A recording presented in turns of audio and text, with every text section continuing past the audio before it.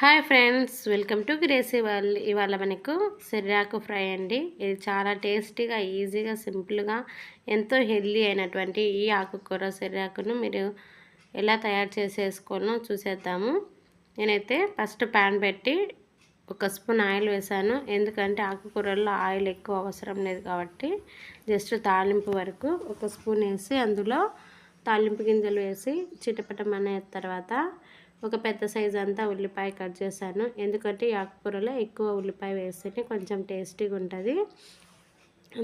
సిర్రాకు చాలా హెల్దీ అండి. పిల్లలైనా పెద్దలైనా మనం రోజు ఆకుకూర తింటే చాలా ఆరోగ్యానికి మంచిది కాబట్టి ప్రతిరోజు మనం ఆకుకూర తీసుకోవడం ఎంతో హెల్దీ ఫుడ్.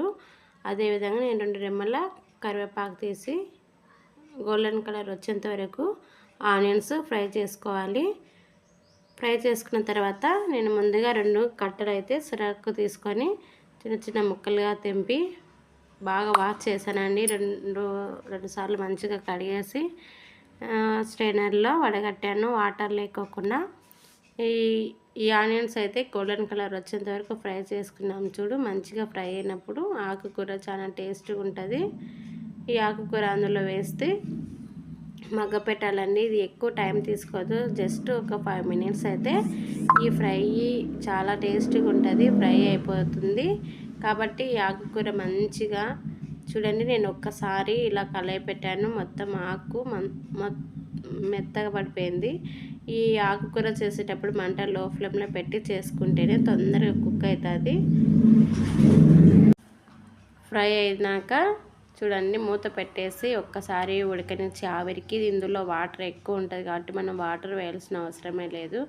ఓన్లీ దీంట్లో సాల్ట్ కానీ తక్కువ వేసుకోవాలి. ఆకుకూరలో సాల్ట్ తక్కువ ఉంటుంది కాబట్టి జస్ట్ కొంచెం వేసి అలా తిప్పేస్తే సరిపోతుందండి. ఇందులో నేనైతే మూత పెట్టేసి ఒకసారి మొత్తం ఆకునంతా కలయబెట్టాను.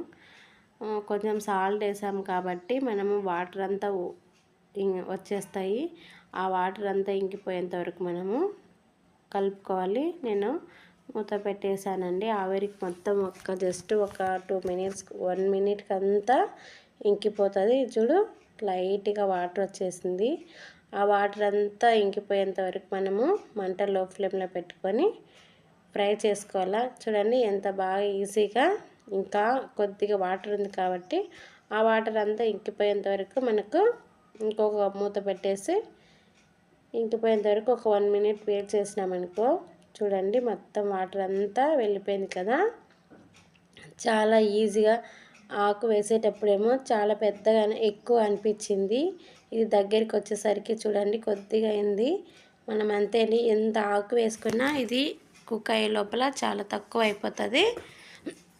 ఇందులో నేనైతే ఫస్ట్ అల్లము వెల్లుల్లిపాయలు మొత్తము కచ్చా పచ్చగా దంచేసి అందులోకి మధ్యలో వేసి కొంచెము పచ్చివాసన పోయేంత వరకు ఫ్రై చేశాను. అందులో ఆకేసి, ఎందుకంటే ఈ వెల్లుల్లిపాయలు ఆకుకూరల్లో చాలా హెల్తీగా ఉంటుంది, ప్లస్ చాలా టేస్టీగా వస్తుంది. కాబట్టి అల్లం వేసుకోవద్దండి, వెల్లుల్లిపాయ వేస్తేనే చాలా టేస్టీగా ఉంటుంది. ఒకసారి అంతా కలయి పెట్టిన తర్వాత ఇందులోకి మనకి సరిపడేంత కారం వేసుకోవచ్చు. కారం వేసిన తర్వాత చూడండి మొత్తము వెల్లిపాయ అంతా పట్టేసింది కదా ఈ ఆకుకూరలకి. ఇందులోకి నేను తగినంత కారం పొడి వేసుకున్నాను. ఎందుకంటే కొంచెం కారం పొడి పడితేనే టేస్టీగా ఉంటుంది ఫ్రై. కాబట్టి పిల్లలకైతే కొంచెం తక్కువ వేసుకొని మీరు ఎలా కారం తింటే అలాగా వేసుకోండి. నేనైతే కొద్దిగా వేసుకొని మంచిగా కళాయి పెట్టుకున్నాను. కళాయి పెట్టుకున్న తర్వాత ఇందులో నేను కొద్దిగా కారం పొడి వేస్తున్నాను, తక్కువ అనిపిస్తుంది. ఎందుకంటే ఆకుకూరలో కొంచెం ఎక్కువ వేస్తేనే కొంచెం టేస్ట్ అనిపిస్తుంది. తక్కువ తినేవాళ్ళు తక్కువ వేసుకోవచ్చు. నేనైతే ముందుగా ఈ పౌడర్ ప్రిపేర్ చేసి పెట్టానండి. పల్లీలు, పుట్నాలు, కొబ్బరి ఇందులో వేసి పౌడర్ మిక్సీ పట్టాను. మీకు ఉంటే ఇలా ప్రిపేర్ చేసుకోండి. నేనైతే ముందుగానే ఇది వేసేసి మొత్తము ఒకసారి, మీకు ఈ పౌడర్ ఇష్టం లేకుంటే కొబ్బరి పౌడర్ అన్నీ వేసుకొని తినచ్చు.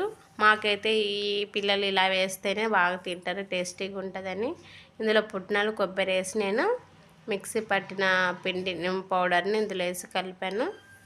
అంతే అండి, ఎంతో టేస్టీ అయిన ఇది అయితే పప్పుచారులోకి, చపాతీలోకి, జొన్న రొట్టెలోకి అంతే అండి, ఎంతో టేస్టీ అయిన సిర్రాకు సర్వింగ్ బిళ్ళకి సర్వ్ చేసుకుంటే రెడీ.